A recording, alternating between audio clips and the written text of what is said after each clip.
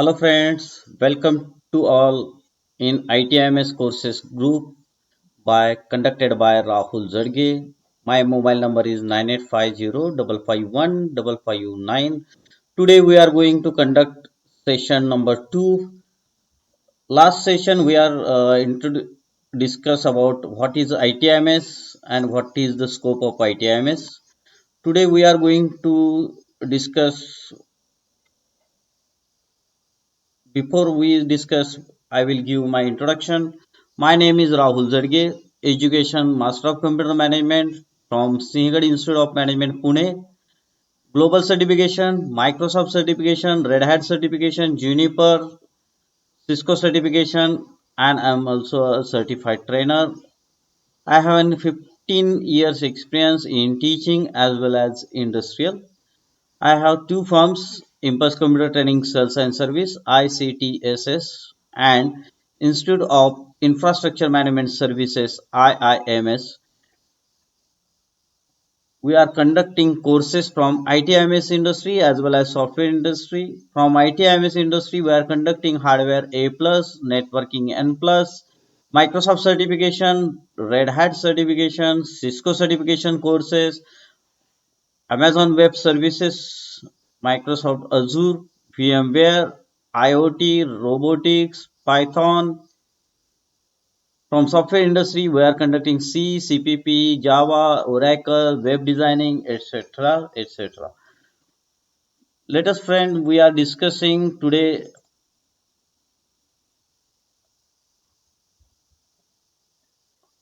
what is the scope of ITIMS. Last topic we are conducting what is ITIMS, what is the scope of ITIMS, what are the roles of ITIMS courses done by student, what are the job roles of administrator. Today we are going to discuss what are the courses from ITIMS industry. First of all, start from IT fundamental. First course is IT fundamental. It is a basic course designed by CompTIA where students know what is computer, what are the use of computer, what is desktop, laptop, what are the components of desktops or laptops. पहिला course जो आहे तो basic course आहे ज्यामध्ये तुम्हाला basic कम्प्युटरची introduction दिली जाते. यामध्ये कम्प्युटर म्हणजे काय, त्याचे कोणते कोणते पार्ट्स असतात, ऑपरेटिंग सिस्टीम म्हणजे काय किंवा अशा रिलेटेड माहिती तुम्हाला ह्या कोर्समध्ये शिकवली जाते. दुसरा कोर्स आहे कॉम्शाज हार्डवेअर A+. कॉम्शा म्हणजे मित्रांनो कॉम्प्युटिंग टेक्नॉलॉजी इंडस्ट्री असोसिएशन. हा डिझाईन केलेला कोर्स आहे कॉम्शानं, ज्याचं इंडस्ट्री म्हणजे इंटरनॅशनल वरती नाव आहे कॉम्शाज A+. परंतु आपल्याला नुसतं A+ म्हटलं तर समजणार नाही, म्हणून आपण याचं कोर्सचं नाव म्हणतो की कॉम्शाज हार्डवेअर A+. जो सिलेबस हार्डवेअर म्हणजे कम्प्युटरचे जे काय स्पेअर पार्ट्स आहेत त्याच्याबद्दलची इन्फॉर्मेशन ह्या कोर्समध्ये शिकवली जाते. फर्स्ट ऑफ ऑल यामध्ये तुम्हाला हार्डवेअर म्हणजे काय, त्यांचे कोणते कोणते पार्ट्स येतात त्याची माहिती दिली जाते, ऑपरेटिंग सिस्टीम ची माहिती दिली जाते आणि नंतर लास्ट ट्रबल शूट आणि मेंटेनन्स. प्रत्येक कोर्स आपण आता याच्यानंतर डिटेलमध्ये पाहणार आहोत, त्याचा सिलेबस काय आहे आणि तो कसा शिकवला जाणार आहे याचे नंतर डिटेल आपण पाहणार आहोत. तिसरा कोर्स आहे तो कॉम्शानच डिझाईन केलेला कोर्स आहे नेटवर्क प्लस. दोनपेक्षा जास्ती कम्प्युटर एकमेकांना कनेक्ट करणं म्हणजे नेटवर्क आणि त्यामध्ये इतर रिसोर्सेस शेअर करणे, हा कोर्सचा सिलेबस आहे नेटवर्क प्लस मध्ये. त्यानंतर तुम्हाला इथं ऑब्झर्व होत असेल की नेटवर्क प्लस झाल्यानंतर दोन कोर्सेस किंवा दोन स्पेशलायझेशन आपण इथं मेन्शन केलेले आहेत. पहिलं स्पेशलायझेशन आहे ज्यामध्ये कोर्स सांगितलेला आहे सिस्को सर्टिफाईड नेटवर्क असोसिएट म्हणजे CCNA. ज्या स्टुडंटना नेटवर्क मध्येच फक्त करिअर करायचं आहे त्यांच्यासाठी आपण रिकमेंड करतो पहिल्यांदा त्यांना IT फंडामेंटल असलं पाहिजे, नंतरचा हार्डवेअरचा सिलेबस झाला पाहिजे, त्यानंतर नेटवर्क प्लसचा सिलेबस असला पाहिजे. आणि ज्यांना नेटवर्क मध्ये स्पेशलायझेशन करायचं आहे त्यांच्यासाठी आपण रिकमेंडेड करतो सिस्को सर्टिफिकेशनचा. आणि त्यामध्ये सिस्को सर्टिफिकेशनचा पहिला कोर्स येतो CCNA.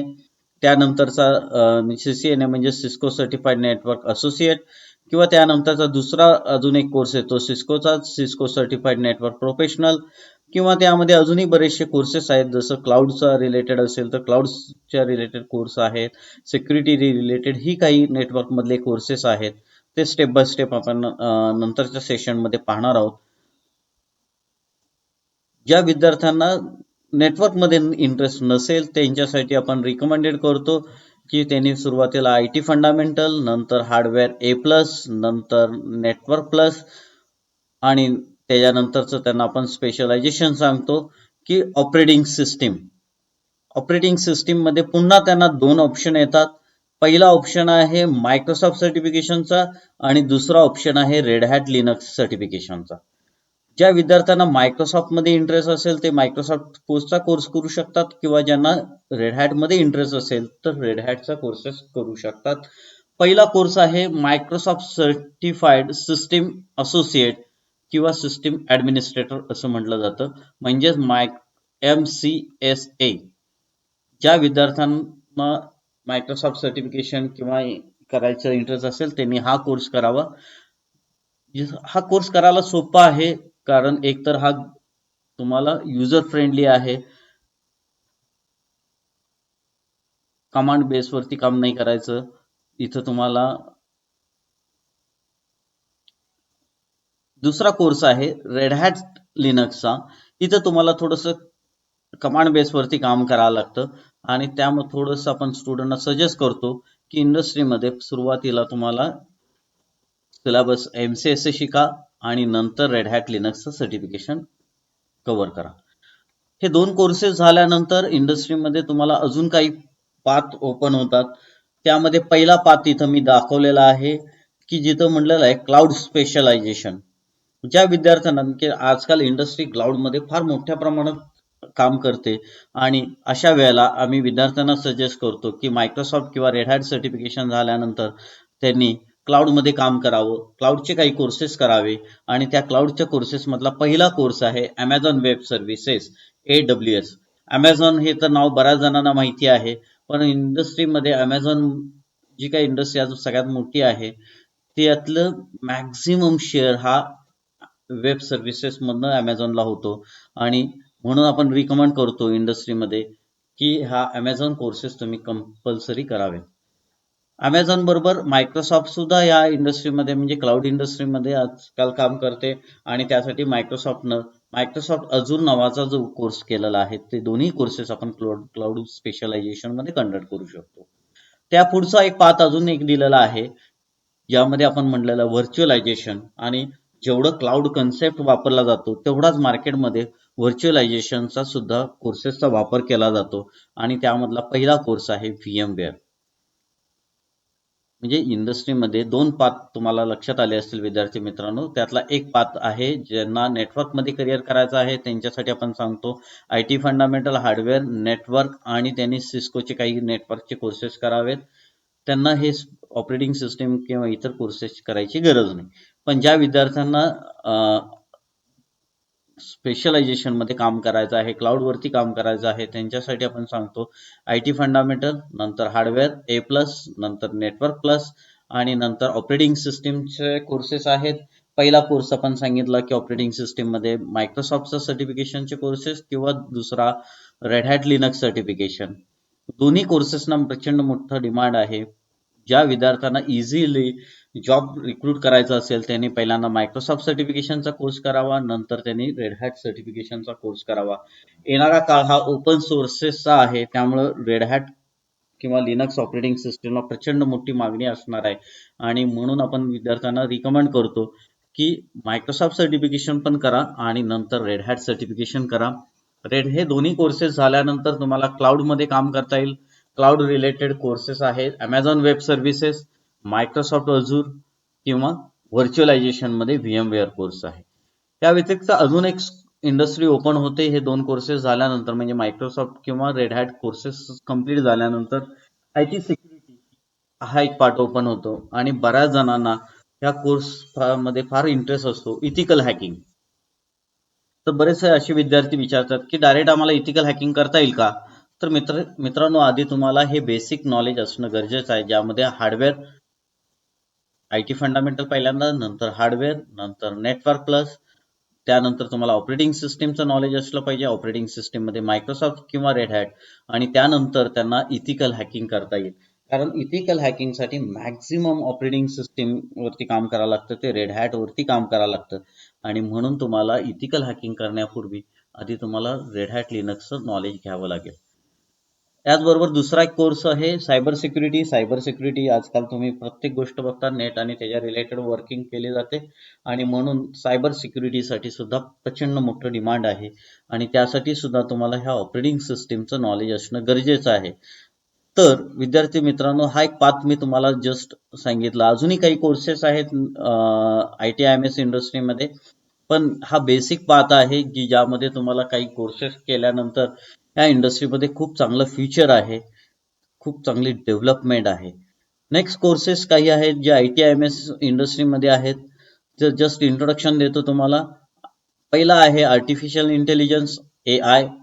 रोबोटिक्सचं प्रचंड मोठं डिमांड आजकाल वाढायला लागलेलं आहे, आणि येणारा काळ हा रोबोटिक्ससाठी फार चांगला आहे. एम्बेडेड सिस्टीमचा सुद्धा फार मोठं डिमांड आहे. ॲड्रिनो मध्येच तुम्हाला रास्पबेरी पायचा पार्ट एक येतो. IoT, machine learning, data science, blockchain आणि डिजिटल मार्केटिंग. डिजिटल मार्केटिंग आजकाल प्रत्येक गोष्ट, प्रत्येक एज्युकेशन हे डिजिटल, म्हणजे तुम्ही जर आज बघितलं असेल तर ऑनलाईन एज्युकेशनचा फार मोठा मार्केट सुरू झालं, आणि त्यामुळे डिजिटल मार्केटिंगचा काळ किंवा आजकाल जो बिझनेस आहे किंवा जे मार्केटिंग आहे त्याच्या स्ट्रॅटेजीज बदलायला लागल्यात. प्रत्येक जण आजकाल डिजिटल मार्केटिंगकडे जास्तीत जास्त प्रयत्न करतो, आणि जास्तीत जास्त ह्या डिजिटल मार्केटिंगला इथून पुढच्या काळामध्ये मागणी असणार आहे. आणि म्हणून आपल्याला इथून पुढच्या काळामध्ये ह्या सगळ्या IT IMSच्या कोर्सेसची गरज असणार आहे. तर मित्रांनो, आजच्या टॉपिकमध्ये आपण फक्त IT IMSचे कोर्सेस काय आहेत याची इंट्रोडक्शन घेतली. तुम्हाला थोडेफार तुमचे बेसिक कन्सेप्ट क्लिअर झाले असतील. तुम्हाला आजचा व्हिडिओ कसा वाटला ते मला अवश्य सांगा, आणि YouTube वरती तुम्ही जर तुम्हाला आवडला असेल तर त्या व्हिडिओला लाईक करा, शेअर करा आणि सबस्क्राईब करा. थँक्यू.